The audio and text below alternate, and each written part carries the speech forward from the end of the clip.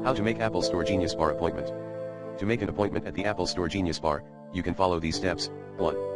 Using the Apple Support app, download and open the Apple Support app from the App Store on your iOS device. Sign in with your Apple ID if prompted. Tap on Get Support at the bottom of the screen. Select the device or product you need support for. Choose the issue you're experiencing or select the topic is not listed. Follow the prompts until you reach the option to schedule a Genius Bar appointment. Select a convenient date and time from the available slots. 2. Using the Apple website, visit the Apple Support website, getsupport.apple.com, in your web browser. Sign in with your Apple ID if prompted. Choose the product you need support for. Select the specific issue or choose the topic is not listed. Follow the prompts until you reach the option to schedule an appointment.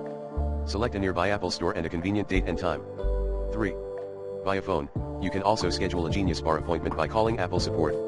The support representative will assist you in finding a suitable appointment time at your nearest Apple Store.